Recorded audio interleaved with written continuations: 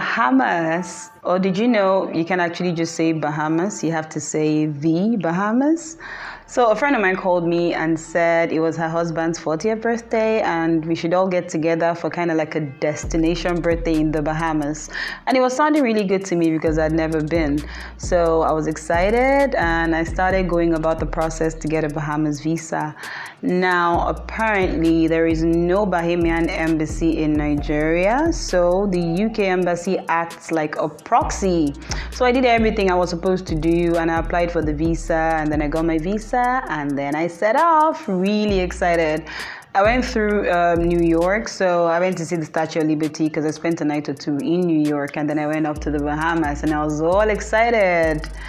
And I get to immigration and they look at my visa and they say to me, "Where did you get this visa?" And I'm wondering, what kind of question is that? And I say, "In Nigeria."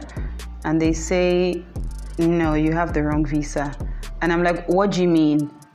They're like, "This is the wrong visa." And I'm like, "No, you guys don't have an embassy in Nigeria." So I applied for this visa through the UK embassy as a proxy.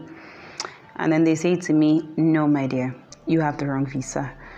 At that point, I really didn't know what to do. I was literally just at Bahamas immigration, a Nigerian with a Nigerian passport with the wrong visa supposedly that I had applied for at the UK embassy. At this point, I really didn't know what to do. So they asked me what I was coming in to do, and I said I was meeting up with friends and I was only staying for 4 days. So they said to me that since it was a Saturday, they would hold on to my passport, but I had to come back on Monday so I could go to the consulate and get the proper visa. I mean, that's better than nothing, right? That's better than being turned back. So I'm actually relieved at that point. So they walk me through immigration and then I go into the Bahamas and then I go to the Atlantis, which is where I was staying at the beach at Atlantis. And I was staying there as a legal alien without any proper documentation. Anyway, I decided to make the most of it. On Sunday, I had a blast at the Atlantis. It's really just this humongous resort that has all kinds of activities. It's perfect for families, for children, for honeymooners, and what have you.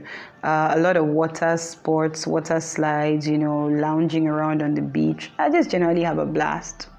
But then on Monday, when the rest of my friends are just lounging around, having a good time and sun tanning, Kiki was going back to the airport to get my passport so that I could go to the consulate to get the proper visa. And then when I did get the visa, I had to go back to the airport so that they could stamp me in, as a proper visitor.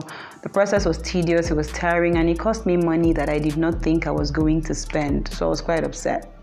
But it gave me an opportunity to see downtown Bahamas because that was where the consulate was.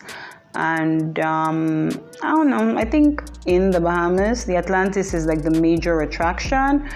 And something else that I think I have to say is, for the life of me, I found it very difficult to understand what the Bahamians were saying. Like they are talking to you and they are speaking English, but it's so heavily accented that it was so difficult for me to make out what they were saying. Anyway, I spent a fun 4 days in the Bahamas. My friends and I went clubbing at the clubs at the Atlantis.